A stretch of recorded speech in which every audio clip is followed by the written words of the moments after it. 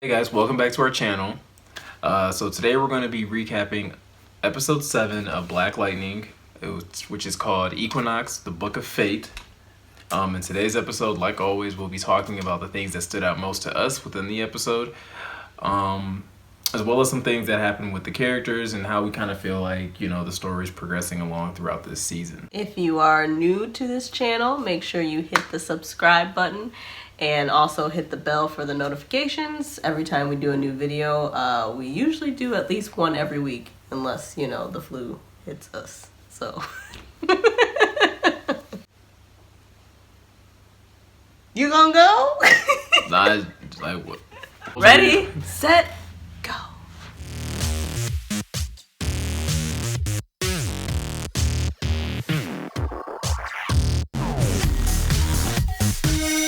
So in today's episode, we kind of get to pick up exactly where we left off last week, where the Pierce family is kind of dealing with the aftermath of, one, with Lynn being attacked, and two, with finding out that Anessa has powers, and Anessa finding out that her dad is Black Lightning. Right. And this was a weird episode, I think, for me, because it's just like, It was weird. It was weird because I feel like there was a lot going on that I wasn't expecting to continue to go on. I felt like we got a good amount of like the conversation between Anessa and her parents about her powers and things like that. Right.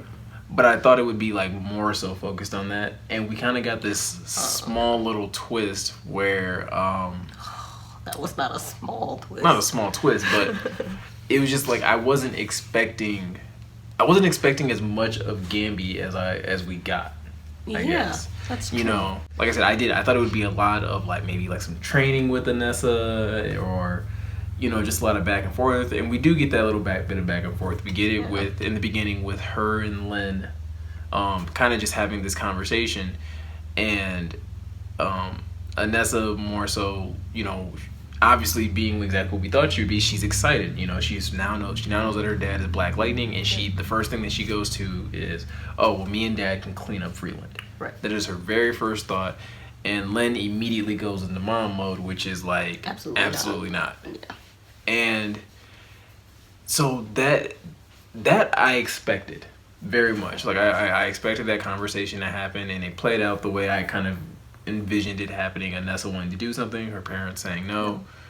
But what I wasn't expecting, which is like the very next scene after that, because while Anessa and Lynn are having this conversation in Gambi's basement of his shop, dungeon, but yeah, like Jefferson and Gambi are upstairs having an entirely different conversation, and Jefferson is still mad about Gambi not saying anything about Tobias.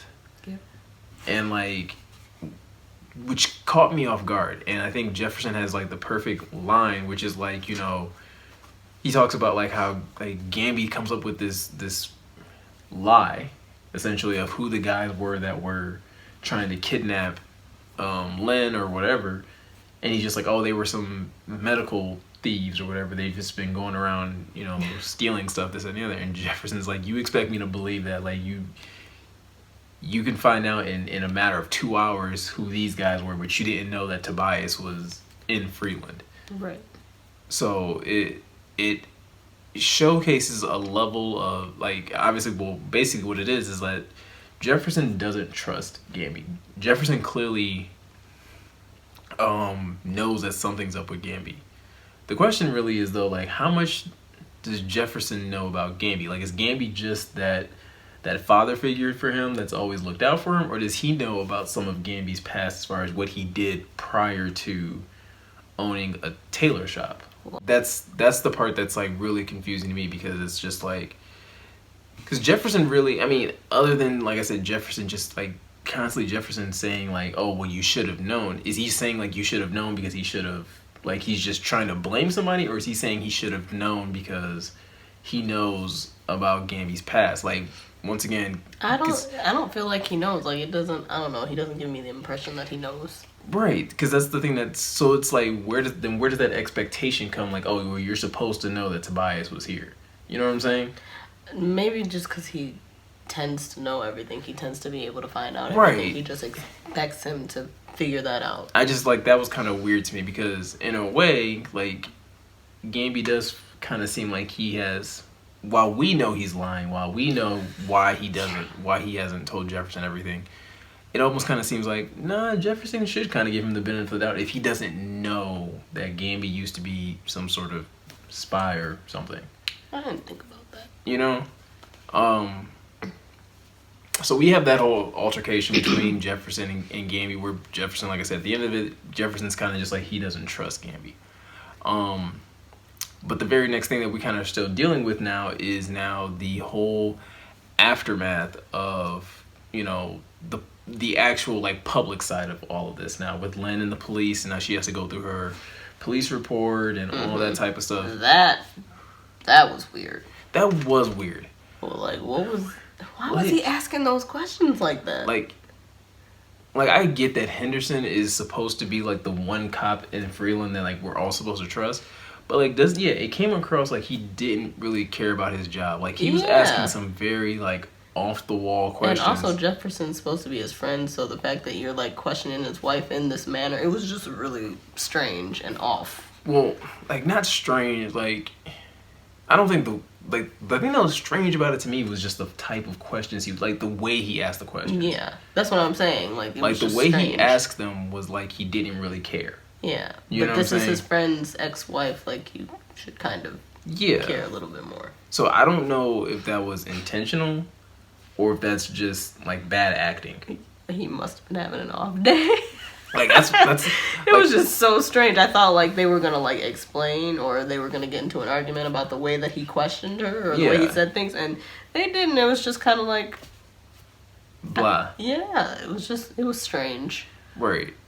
So we get into that whole thing, and then so we also finally start to get a little bit of understanding, or Jefferson finally gets some clarity as to why Lynn was attacked, because for the most part they think that they know it was for a reason. Jefferson for briefly thinks that it's because somebody might know that he's Black Lightning, right? But Lynn ends up filling him in that Anessa actually brought her the research that his father used to have, right? Which that opens up a whole nother can of worms. Doesn't seem like they're connecting the dots just yet.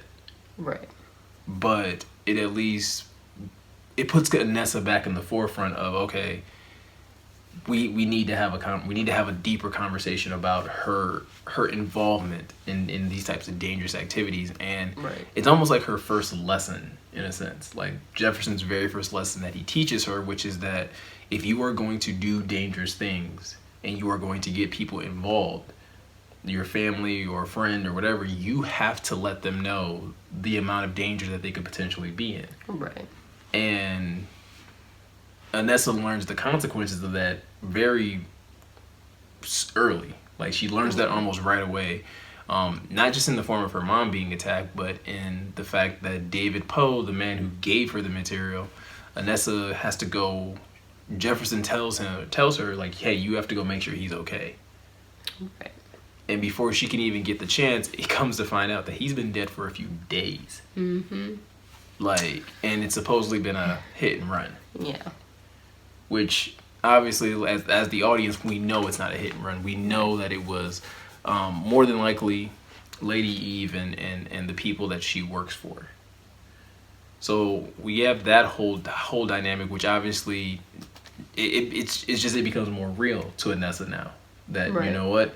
Your consequences do have immediate consequences, and it can lead to people dying. Yeah. But other than a lot of people died in this episode. Right. Well, yeah. So the next person that since Cleveland kind of said it that way. R.I.P. The next person that we see more or less kick the bucket is what? Well, not so much. I don't want to jump into it that way, because the next person that we see a lot dealing with in this show is Tobias, right? And Tobias and his ongoing feud, I guess you would call it, with Lady Eve, which is more so like Tobias's whole thing is that, like, you know, he doesn't like having a boss, is what it comes across as, you know. and it's understandable. He's a big bad. He wants to be the guy that's running Freeland, but he has Lady Eve that's constantly sending him, you know, albino dust and and all these different things. And he's just like he's pretty much had it at this point, you know, and he starts conducting a plan or putting together a plan in place to almost kind of, I guess in a way, put her out or to get rid of her basically. But he knows that he can't just go at Lady Eve or kill her himself or whatever. Right. But what was really interesting is the fact that, like, once again, this goes back to Gamby, because this is like I said, it was so weird how much I wasn't expecting this much of Gamby, but we got a really good amount of it. That was crazy. Which is the conversation that Gamby and Lady Eve have again. And the first couple times, I think that, like, the first time they had a conversation, obviously we were shocked that they even had some sort of relationship. Yeah. But this conversation just was, like, even more concerning because of the level, like, the words that Gamby uses. And I guess the line is essentially, he uses the term, we set up an ecosystem and he's messing up that ecosystem. Yeah. That is very, like, what do you mean? Look, I've been saying shady Gamby this whole entire time. But, like, it's one thing to be shady, but, like, that goes beyond shady. That's corrupt. Because you're saying, like, we set up an ecosystem. Like, essentially, like, there's been this whole thing, like, there's been villains in other shows or movies or wherever where they have this whole idea, like, oh, if we build a system to control people, we can control how people navigate. Going back to, like, the second episode, I believe it was, where we first get introduced to Lady Eve, and she makes the whole comment, like, hey, I don't mind black people in believing in God as long as they don't think that they can make a difference or something like that. You know what I'm saying? Yeah, that was quite it, but yeah, that's the gist. Essentially that's the gist of it. And so to think that Gamby has had a part in that is essentially, like, that's essentially what he was saying is, like, look, we've established things here in Freeland so that they never get so bad, but they also will never get so good that Lady Eve isn't necessary or whatever. Yeah. And so it's one of the things, like, it leads me really wondering, like, what the heck is the deal with Gamby? Like, what? But it's so strange because, like, you just said that, like, you know, you don't want things to get so bad but not so good either, but then, like, you're pushing Black Lightning to save the city, like, huh? I think that's makes part no of sense. But if you notice, like, Lady Eve never really has, like, an issue with Black Lightning. Not really. Like, the only issue that she has is that Tobias said that she killed him, that he killed him. And he didn't. And he did it. And so it's weird. Like, clearly Lady Eve doesn't know that Gamby works with Black Lightning. He's just it is a very weird dynamic. Like, the more I think about it, it is kind of just. Well, I don't want my brain to hurt tonight. So we have that whole thing, and essentially, Gamby goes about getting his hands even dirtier, because it's bad enough that, you know, he can basically call on Tobias or Lady Eve at any moment. But now he has both of them at his beck and call, people. But he essentially goes out and gets his hands even dirtier by killing Tobias's right-hand man. And, like a G, too. Like, yeah. Like, Gamby makes it look so easy and effortless. Like, he doesn't even think twice about it. He leaves this little gift to basically the albino dust. Yeah, to basically let Tobias know that Lady Eve gave the okay on this. Right. And so that leads to more events pretty much trickling out, and with Jefferson losing his only lead to Tobias now, with Tobias's right-hand man being gone. Yeah. He kind of has to go through other means. He has to rely more so on Henderson to help him figure out, okay, where is Tobias, where is he going to be, and how can I get to him? Right. And he finally does track him down at some point. Later in the episode, he finally does track him down, which goes to what you were talking about earlier, which is where we see. It's funny because it kind of goes back to what Jefferson was talking to Anessa about how she has to be careful about, her abilities, because her abilities can put others in danger and this, that, and the other. And Jefferson does that very thing himself.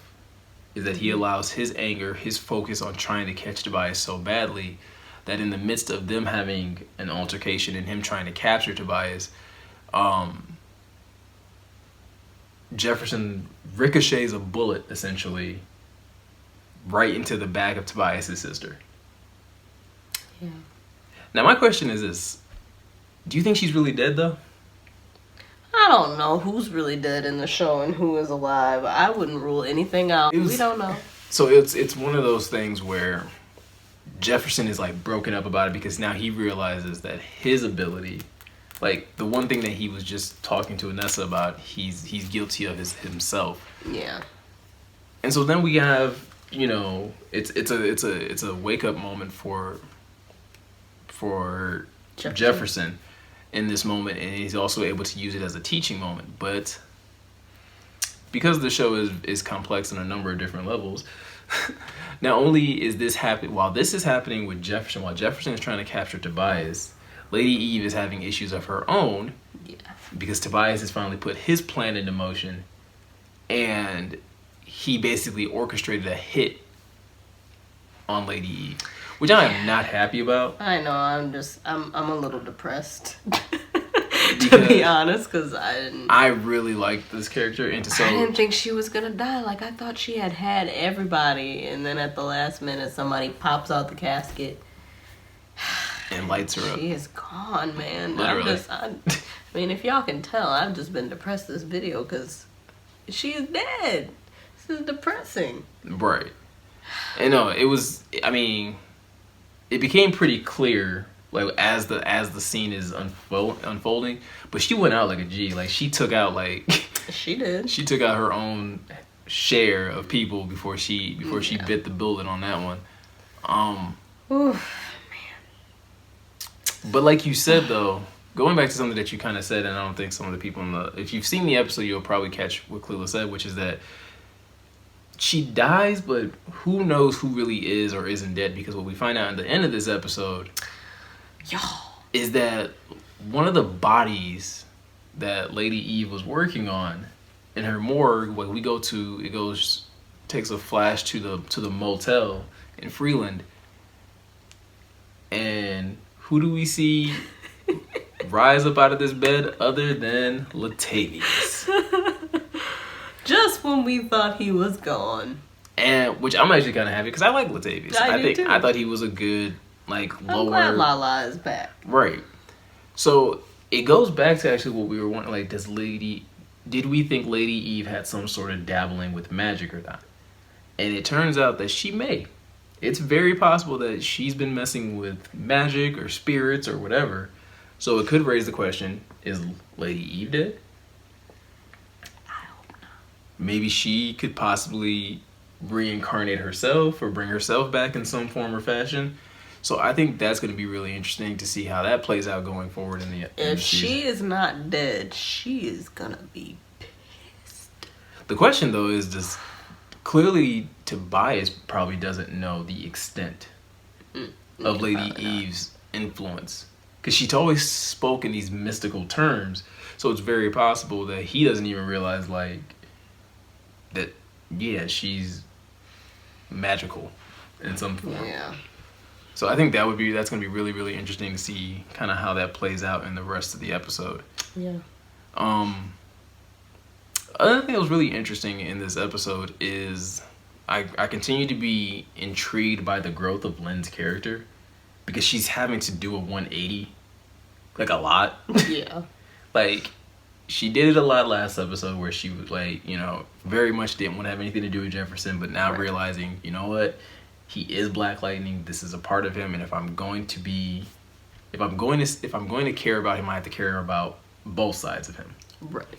And then we see her have to do another 180 in this episode, which is that the whole not wanting her daughter to be a superhero, but having to do a 180 because that's now a part of Anessa. So if you can't stop her, which she comes to that realization that Anessa is just so hard-headed and so forward-thinking and always is always going to move forward, she has to do another 180 in that, okay, I can't stop her, so Jefferson, you're going to train her.